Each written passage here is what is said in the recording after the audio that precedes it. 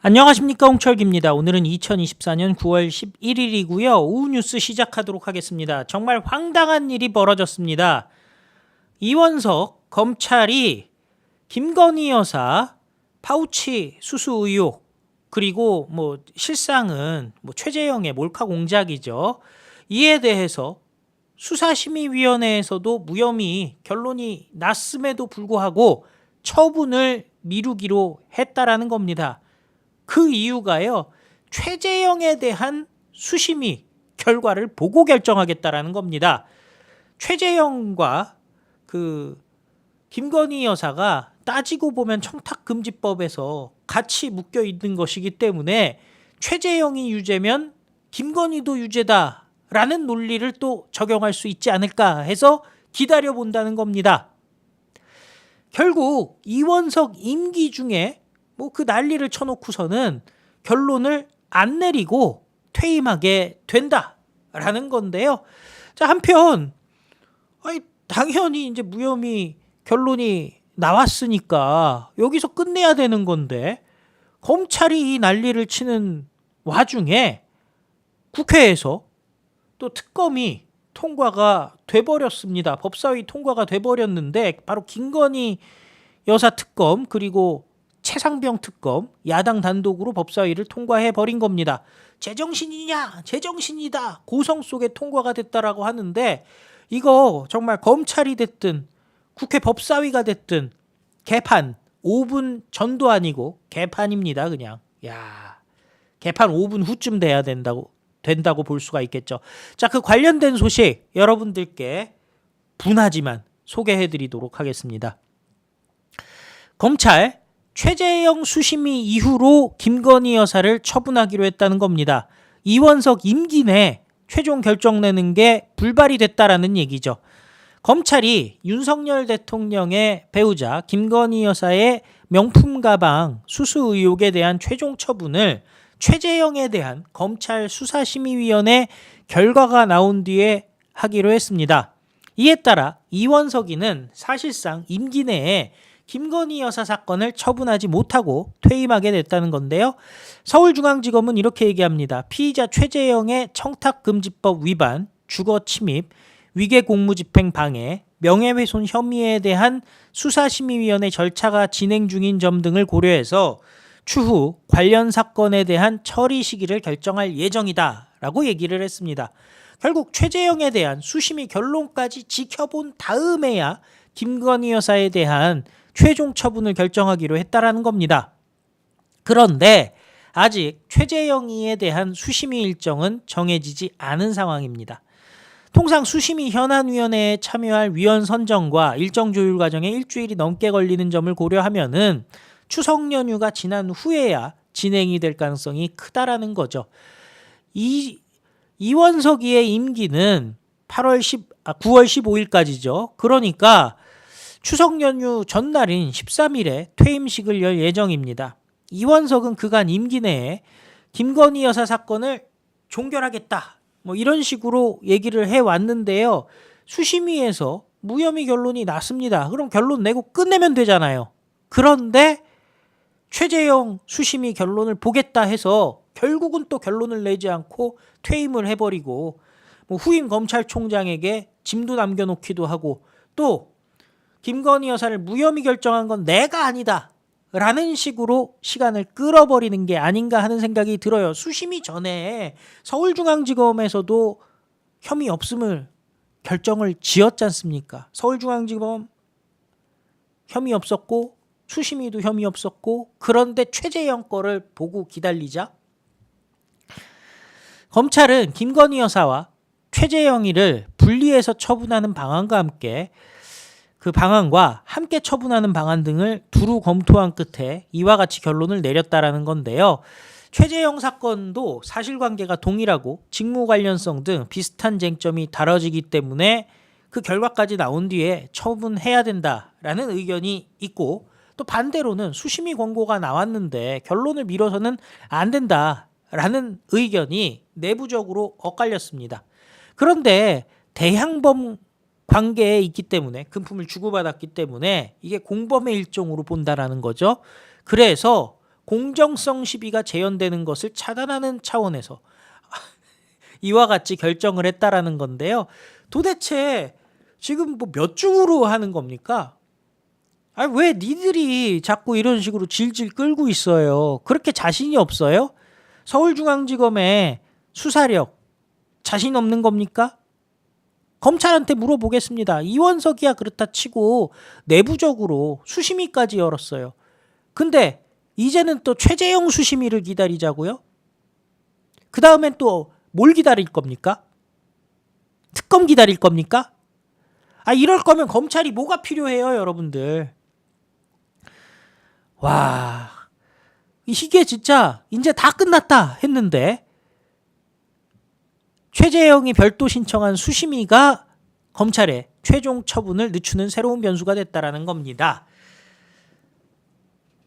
법조계에서는 김건희 여사 수심위가 만장일치로 불기소를 권고했기 때문에 최재형 수심위에서도 기소 권고가 나올 가능성은 크지 않다라는 전망이 나오고 있는데요. 만약 최재형 수심위까지 같은 결론을 내리면 검찰은 곧 관련자들을 일괄 처분할 것으로 보인다라는 겁니다.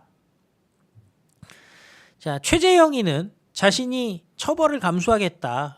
내가 기소가 되면은 대통령이나 김건희 여사를 기소할 수 있는 거 아니냐. 뭐 이런 식으로 얘기를 한다는데요. 지금 핵심에서 벗어나고 있는 식으로 시간을 끌고 있는 자들. 이거 우리가 검찰이라 부를 수 없는 상황이 돼버렸어요. 예. 어떻게 보면은 문재인 정부에서 윤석열 대통령이 탄압을 받고 조국 수사 어렵게 하는 걸 보면서 많은 분들이 검찰한 화이팅을 외쳤었는데 알고 봤더니 윤석열 대통령을 비롯한 일부의 그 정의로운 검사를 제외하고 한동훈, 이원석과 같은 정치 검사들이 이런 말 같지도 않은 일을 벌이고 있는 거 아니냐라는 의심이 들 수밖에 없는 상황입니다. 자, 이런 와중에 똑같은 일을 다루는 김건희 여사에 대한 특검법 등이 오늘 최상병 특검법과 함께 법사위를 또 통과를 했습니다. 최상병 특검 도대체 몇 번째입니까? 와, 무슨 검찰 수사 결과, 공수처 수사 결과 다 상관없어요. 그냥 밀어붙이는 거예요. 거기다가 한동훈이 제 처지가 하면서 이재명한테 굽신굽신 돼버리니까 눈치 보다 보니까 민주당이야 그냥 막 밀어붙이는 거죠. 김건희 여사 특검법과 순직 해병 특검법이 법사위를 야당 단독으로 통과했고요. 내일 본회의에서 이를 처리할 계획이라는 겁니다. 윤석열 대통령 배우자 김건희의 주가 조작 등의 진상규명을 위한 특별검사 임명 등에 관한 법률안, 이거 지금 이원석이가요. 도이치모터스 주가 조작 관련해서도 의혹 관련해서도 결론을 또 안 내리고 퇴임을 하잖아요. 최상병 특검은 도대체 몇 번입니까? 와, 거기다가 심지어 이번 최상병 특검은 대법원장이 특검 후보를 추천하고 민주당과 비교섭단체 야당이 대법원장이 추천한 사람 중에 2명을 추리면 대통령이 1명을 임명하도록 했다라는 겁니다. 자, 그 조배숙 국민의힘 의원은 박성재 법무부 장관에게 민주당과 조국 혁신당은 고발인적 지위에 있는데 추천권을 갖는 것이 적절하냐라고 문제를 제기했고, 박성재 법무부 장관은 특검의 객관적 중립성과 객관성에 좀 문제가 있을 것이다 라고 답을 했습니다. 이에 정청래 법사위원장이 공무원은 정치적 중립 의무가 있고 이것을 어겨서 감옥을 간 사람도 있다 라고 겁을 주자 여당 의원들이 항의하며 고성이 오갔습니다. 곽규택 국민의힘 의원은 정청래에게 감옥에 갈 수 있다고 하는 게 제정신이냐라고 지적을 했고요. 양측은 제정신입니까? 제정신입니다 라며 고성의 설전을 벌였습니다. 당연히 여당은 수적으로 열세입니다. 7대 11이거든요. 지연 전략을 폈습니다. 하지만 민주당과 조국혁신당 그냥 밀어붙였죠. 여당은 표결 직전에 퇴장할 수밖에 없는 상황이었습니다. 국민의힘 소속 의원들은 안건조정위 협의 공청회 요청 등 할 수 있는 모든 요구를 했지만 무산됐다면서 행정부의 권한을 침해하는 법률을 일방적으로 발의해 통과시킨다면 대통령은 거부권을 행사할 수밖에 없다라고 얘기했고요. 민주당은 한동훈이 제안한 제3자 추천 방식, 그것도 한동훈이 얘기했던 대법원장 추천 방식이다. 그리고 국민의힘이 주장한 제보 조작 사건도 수사 대상에 포함한 것이다 라고 얘기를 했죠. 자, 그런데 이 와중에 더 심각한 게 하나 껴 있습니다. 민주당이 당론으로 채택한 지역사랑 상품권 이용 활성화에 관한 법률, 소위 지역화폐법도 법사위를 통과했는데요. 자, 이재명의 주장이죠. 지역화폐를 발행하는 지방자치단체에 대한 국가의 재정 지원을 의무화하는 내용입니다. 중앙정부에서 그 지역화폐에 돈을 대준다라는 건데요. 국민의힘은 나라 빚을 급증시킬 것이다 라고 비판하고 있습니다. 민주당은 지역경제를 살릴 마중물이라는데요. 많은 분들이 저 지역화폐, 저기에 지금 들어가는 그 소위 말하는 콩고물들, 그죠? 저거 어떻게 할 거냐? 누가 책임질 거냐? 누가 관리할 거냐? 누구에게 그 콩고물이 돌아갈 것이냐? 많은 분들이 걱정을 하고 실질적으로 도대체 대한민국에 돈이 있는데 그 누군가가 수수료 장사를 하는 거잖아요. 그 돈 누가 가져가는 거겠습니까?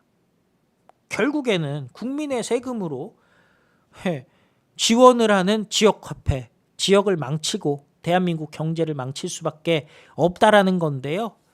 이것도 거부권밖에는 답이 없는 것 같네요. 결국 총선에서 패배한 후 국민의힘은 혼자 할 수 있는 게 아무것도 없습니다. 윤석열 대통령만이 거부권을 통해서 108석 국민의힘이 역할을 할 수 있도록 해주는, 뭐 정말 여당으로서의 메리트만 남아 있는데 대통령을 대통령으로 받아들이지 않고 억하심정을 갖고 내가 대통령 만든 사람이다 라고 생각하면서 한동훈이 계속 최상병 특검부터 시작해서 의대 증원 뭐 하나 정부 뜻에 따라서 움직이는 게 하나도 없죠. 과연 여당이 여당답지 못할 경우에 국민들은, 그리고 보수 여당 지지자들은 국민의힘을 어떻게 바라보겠습니까? 그것 때문에 지금 지지율이 급락하고 있죠. 한동훈이가. 자, 그걸 깨달을 사람이었으면 벌써 깨달았겠죠. 이미 저자들은 끝이 난 겁니다. 자, 언제 끝을 내느냐, 질질 끄느냐, 빨리 끌어내리느냐, 그 차이일 텐데요. 하루라도 빨리 한동훈, 이원석 세력들 박살을 내버리는 게 대한민국 미래를 위해서, 미래 세대를 위해서 꼭 필요한 일이다라는 생각이 듭니다. 구독과 좋아요 큰 힘이 됩니다. 다 같이 외치겠습니다. 우리는 승리합니다. 감사합니다. 안녕히 계십시오.